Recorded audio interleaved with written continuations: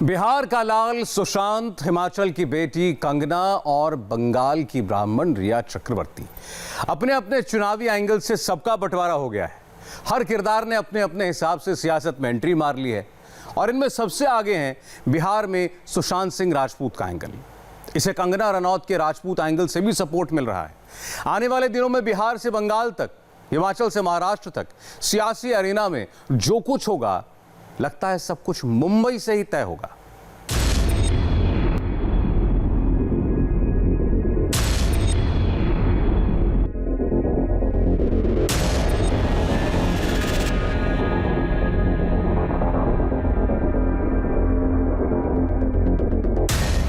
मुंबई में तनाव है क्योंकि बिहार में चुनाव है। 21 में बंगाल की बारी है तो 22 में हिमाचल की तैयारी है।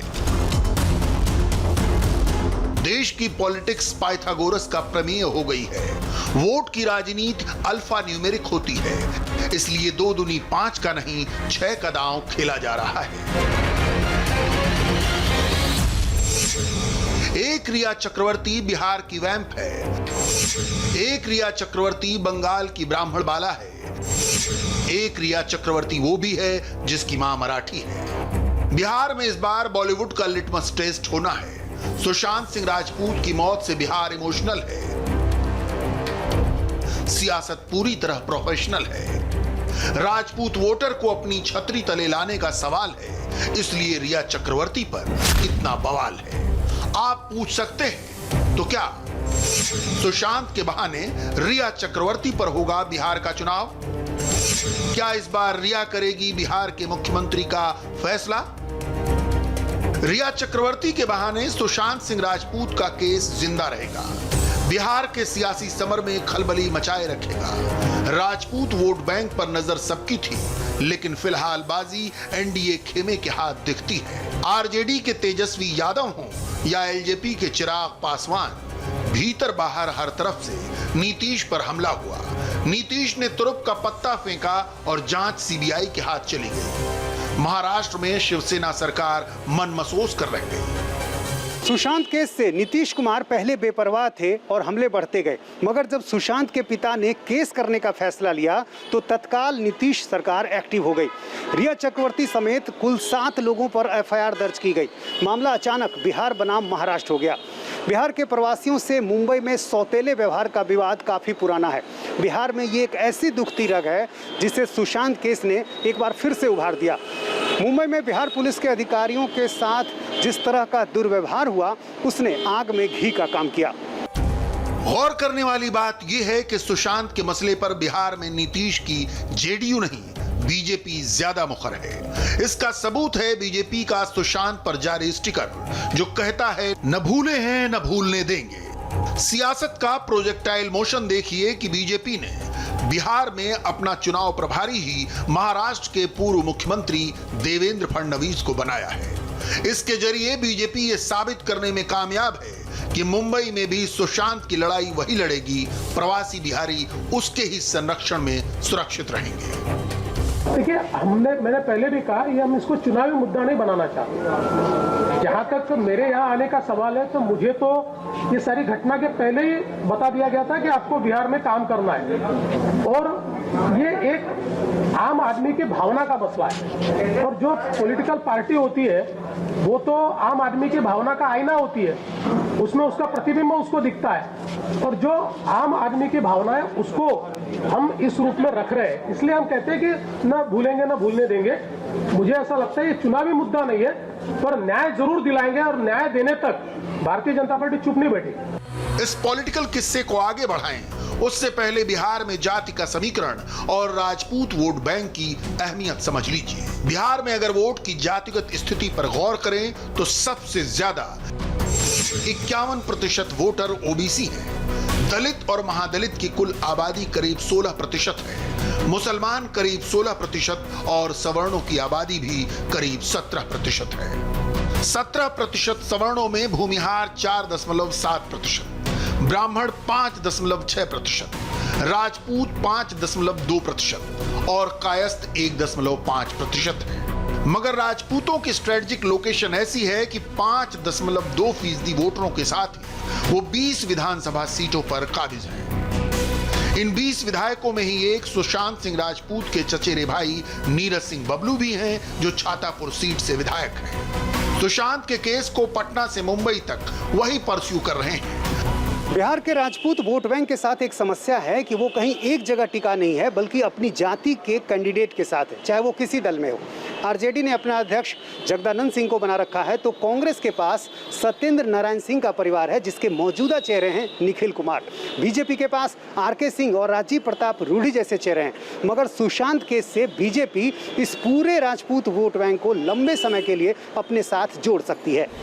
राजपूत वोट बैंक के साथ एक महीन सियासत दलित वोट बैंक की भी है। टिकट बंटवारे के सवाल पर रामविलास पासवान की पार्टी एलजेपी सौदेबाजी पर आमादा है, लिहाजा उनको काउंटर करने के लिए आरपीआई नेता रामदास अठावले प्रोएक्टिव हो गए हैं। पहले वो सुशांत सिंह राजपूत के पिता को सांत्वना देने पहुंचे थे, फिर मुंबई में कंगना को सांत्वना देने पहुंचे। अब गवर्नर तक उन्होंने कंगना की शिकायत पहुंचाई है। उनका बदला लेने का काम शिवसेना ने किया है। शिवसेना के हाथ में मुंबई महानगर पालिका है। उन्होंने जानबूझकर नोटिस निकालकर 24 घंटे के अंदर वहाँ डिमोलिश करने का जो काम किया है, अंदर जाकर पूरा फर्नीचर की तोड़फाड़ की है, ये बहुत बड़ी अमानवीय घटना घटी है। और इसीलिए जिन अधिकारियों ने ये ऑर्डर निकाली और जो अधिकारी वहाँ तोड़ने के लिए गए थे, ऐसे लोगों पर कार्रवाई होनी चाहिए, ये मांग मैंने माननीय राज्यपाल साहब के पास मैंने की है और उन्होंने भी मतलब इसमें मैं जरूर ध्यान दे दूंगा। कंगना की बात निकली है तो आइए अब हिमाचल वाया मुंबई हुआ है। कंगना के किस्से में मसाला बहुत है। खुद कंगना इसमें रोज अपने ट्वीट का तड़का लगा देती है। ताजा ट्वीट से उसने एक बार फिर बाला साहब ठाकरे की परंपरा का हवाला देकर उद्धव और संजय राउत की शिवसेना पर तंज कसा। कंगना ने लिखा, महान बाला साहब ठाकरे मेरे फेवरेट शख्सियत थे। उनका सबसे बड़ा डर ये था कि एक दिन शिवसेना गठबंधन करेगी और कांग्रेस बन जाएगी। मैं जानना चाहती हूँ कि कांग्रेस पार्टी की मौजूदा हालत देखकर उनका दिल कैसा महसूस करता। इस ट्वीट के साथ कंगना ने इंडिया टीवी के editor in chief Rajat Sharma की अदालत में बाला साहब का एक जवाब ट्वीट किया। कंगना ने मोर्चा खोला है तो उसके निशाने पर पूरी महाविकास अघाड़ी सरकार है। वो शिवसेना को सोनिया गांधी से जोड़ने का कोई मौका नहीं चूक रही। ट्विटर पर उसने सोनिया गांधी से भी सीधा सवाल किया। आदरणीय कांग्रेस अध्यक्ष सोनिया जी, मेरे साथ महाराष्ट्र में आपकी सरकार जो व्यवहार कर रही है, उस पर एक महिला होकर भी क्या आपको गुस्सा नहीं आता? क्या आप अपनी सरकार से गुजारिश नहीं करेंगी कि डॉक्टर अंबेडकर के संविधान के सिद्धांतों की रक्षा करें? कंगना यही नहीं रुकी, उसने बड़ी सफाई से सोनिया गांधी के विदेशी मूल के मुद्दे को भी छेड़ दिया। आप पश्चिम में पली बड़ी और यहाँ भारत में रही। आप संभवतः औरतों के संघर्ष से परिचित होंगी। जब आपकी सरकार एक महिला को तंग कर रही है और कानून व्यवस्था का मजाक उड़ा रही है, तो आपकी चुप्पी और बेपरवाही का मूल्यांकन इतिहास करेगा। उम्मीद है आप दखल देंगी। यूं तो कंगना ने मुंबई में हलचल मचा रखी है, लेकिन उसका रिश्ता हिमाचल प्रदेश से है। कंगना हिमाचल के मंडी की रहने वाली है। कंगना भी राजपूत है और महाराष्ट्र सरकार से उसका पंगा सुशांत सिंह राजपूत के ही मसले पर शुरू हुआ। दोनों के बीच इस राजपूत कनेक्शन को आप इग्नोर नहीं कर सकते। इस कनेक्शन का असर पटना से लेकर शिमला तक दिखता है। इसलिए नैरेटिव रिया चक्रवर्ती बनाम कंगना रनौत बनता भी दिख रहा है। रिया चक्रवर्ती खलनायिका बन गई है तो कंगना नायिका। रिया लेडी मैकबेथ की तरह पेंट हो रही है तो कंगना मणिकर्णिका। हिमाचल में राजपूत बहुसंख्यक जाति है, अगर ये कहें तो गलत नहीं होगा। राज्य में हर दूसरा विधायक राजपूत समुदाय से ही आता है। हिमाचल का जातीय समीकरण भी समझ लीजिए। हिमाचल में अकेले राजपूत ही 37.5% हैं, ब्राह्मण 18% हैं, दलित 26.5% हैं, गद्दी जनजाति 1.5% है, तो अन्य जिनमें लगभग 2% मुसलमान भी शामिल हैं 16.5% हैं।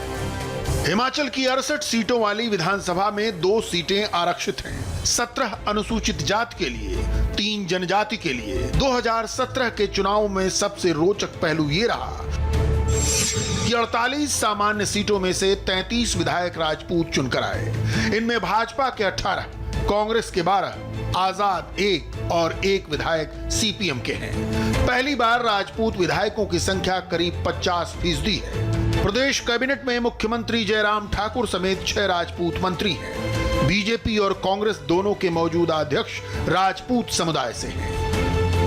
हिमाचल की राजनीति में वीरभद्र सिंह के परिवार और प्रेम कुमार धूमल के परिवार का एक तरह से वर्चस्व ही रहा है।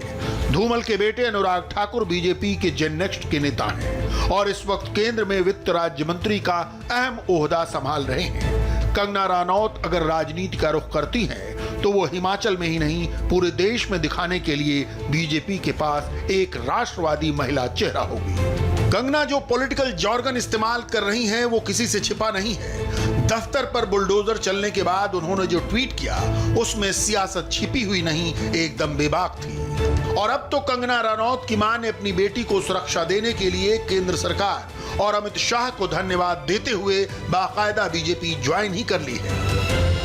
पता है कि हम शुरू से कांग्रेस थे, लेकिन फिर भी हमें सपोर्ट मिली किसकी, अमित शाह जी की, जिन्होंने मेरी बेटी को सिक्योरिटी दी। और मोदी जी का मैं बहुत धन्यवाद करती हूँ, जिन्हें कि मेरी बेटी देखो आज वहाँ पे क्या हुआ, अगर मेरी बेटी को सिक्योरिटी होती तो उसके साथ क्या नहीं होता।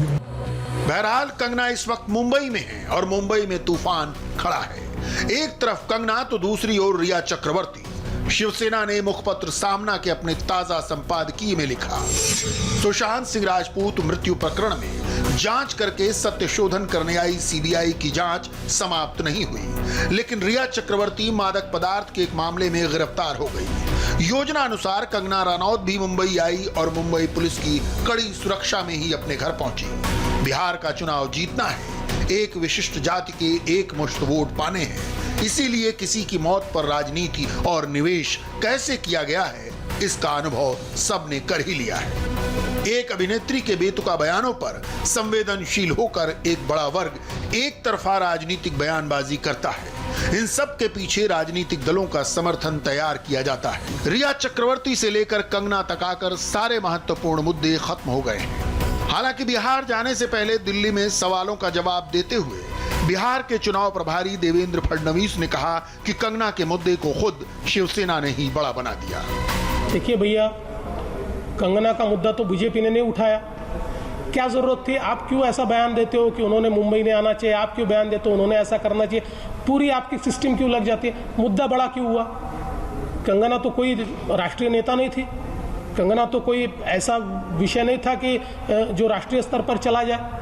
आपने उसको बड़ा किया, आपने उसके घर जाकर तोड़ा। अब रोज शिवसेना के नेताओं के किसके किसके घर अवैध है, किसके ऑफिस अवैध है, चीजें बाहर आ रही है।